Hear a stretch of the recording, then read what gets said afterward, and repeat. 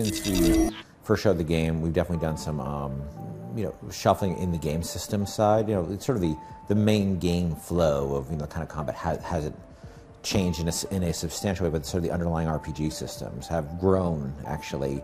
You have the gear system, which was something new, and we decided we wanted a bunch of systems that were all quite different from each other, and we ended up thinking the nostrums were too similar to some other systems.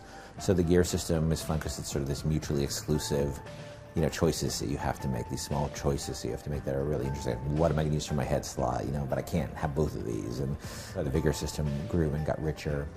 And they're quite modifiable, and each of them have alt fires, and the weapons got all these modifications. Some of them have up to like 4 or 5 modifications to them you can make each weapon, and it's a quite diverse character growth system for a shooter. Elizabeth hasn't really changed as a character. Her mission, her journey is still the same journey. But we really, when we saw the reaction to Elizabeth at E3 last year, 2011, it was so strong that we really wanted to give her even more of a role as your partner, not just tears and narrative, but really give her, to spin her into every aspect of that journey. And so, from the narrative stuff and from the sort of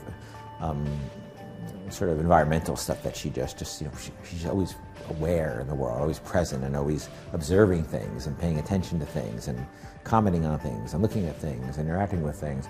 But in combat, we wanted to expand her role, and we thought that there's a bunch of things, and people would say, oh, well, we give her a gun, and I never want to do that. We never want to do that because that's just what the player does, and we really want to make sure all her things she did for you were quite different from things you did. So, in combat, she's constantly scrounging for resources for you, like for money and ammo and health and salts that power your vigors.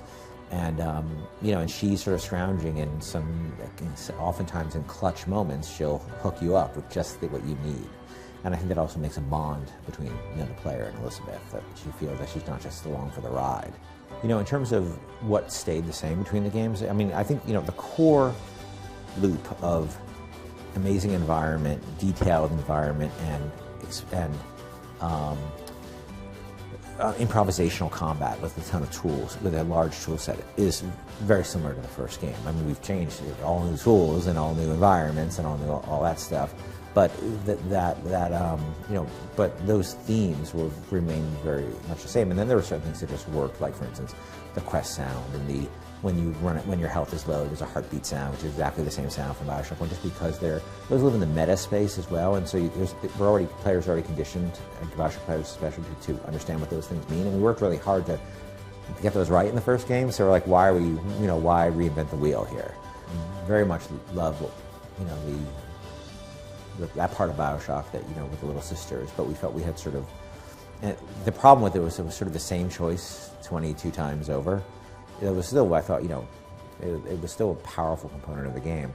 We didn't want a moral choice system in this game, but we wanted Booker to be in a morally gray space, and we wanted him to have some agency in very particular moments about the choices he makes. Those moments, more importantly than in the choice you make, what the results are, it really confronts you with that moment. And I think you'll find there are moments that aren't really quite like anything else you've seen in another video game. There's a particular story we're talking about. There is some divergent material depending on which you do, but I don't want to oversell it like as, oh, the game completely branches in one direction or the other. Like everything, you try certain things, and with multiplayer, we got to a point where we said, okay, this is sort of the or get off the pot moment, and we decided to get off the pot because it wasn't there yet. I think they did some really extraordinary stuff, but we felt we didn't have the resources and time to finish the experiment to the level we wanted to, and we weren't going to ship something that was not consistent with the overall package. I started with an interest in the period and read about the period, and it was sort of more that I would see events that happen, and I'd say, I don't want to spoil anything, but could Booker have been there? What would have happened if he was there? Bioshock 1 was delayed too. Most games, you don't know about them always, have some kind of, often are delayed. It's primarily polish and bug fixing, and let's make that narrative scene that much better. let's do another pass on the timing of that scene. Let's play this. Let's do another balance pass. Let's do, and because it's a game we could have shipped in February, it just wouldn't be the game that we think the fans deserve.